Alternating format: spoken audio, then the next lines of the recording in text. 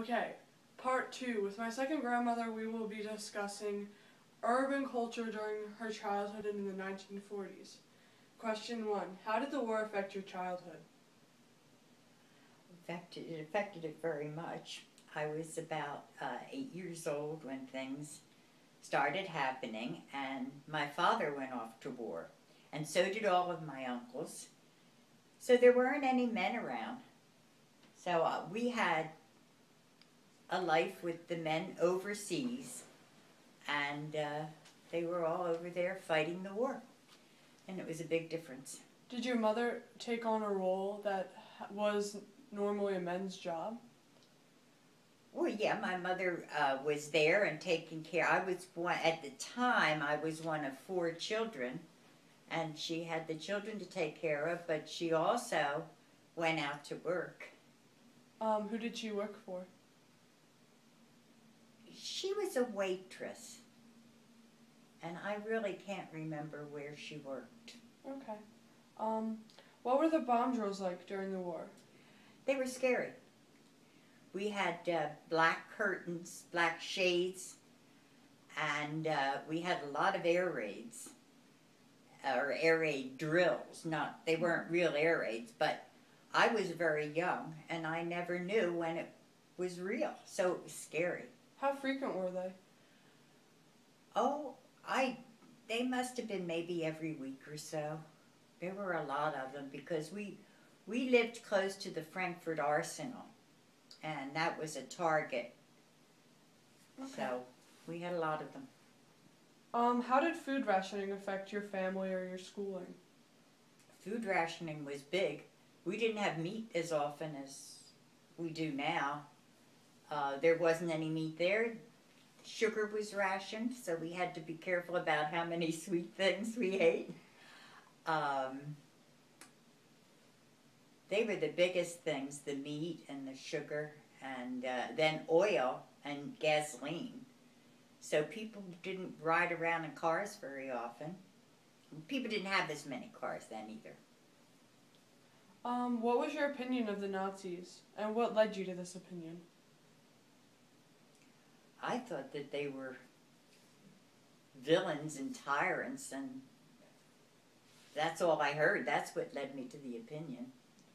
Did movies partake in this opinion? Yes. Yes. Can you think of a specific movie that... They weren't movies so far as they were newsreels, because we didn't have television during the war. So when we went to the movies, we saw a newsreel, and that was the war. Did your school offer lunches during the war? Or were they warm or cooked if they did? No, they didn't offer lunches. We had to go walk home for lunch. Was it because of the food ration, do you think? No, that was the way it was. Were you and your siblings grateful for whatever was given to you, or is it much like society today where we constantly want more? We were grateful for whatever we got, because we didn't get very much. Were you considered in the lower class? Yes. What was one of your favorite childhood hobbies growing up?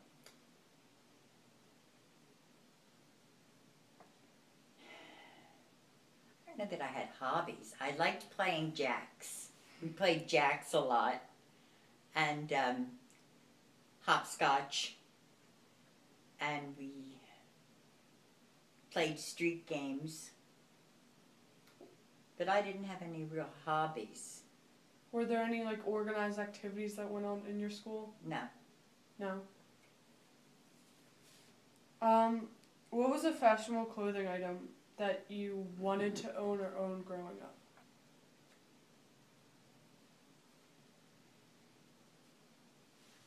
We didn't really have one that I can think of. I mean, not that we just wore what we wore, and nothing was like it is today. It wasn't like today, I have to have something. Mm-hmm. We wore jeans, and I can't think. Well, when I was in like say junior high or high school, poodle skirts were a big fashion. Big circle skirts and crinoline slips. What piece of technology shaped your daily childhood life? When I was young, we didn't have much technology. We didn't get a television until I was in high school. There was no such thing as a computer. I had a 45 record player, a 45 R.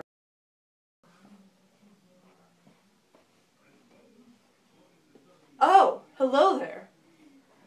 I guess I'll talk to you about my project and what I learned from it.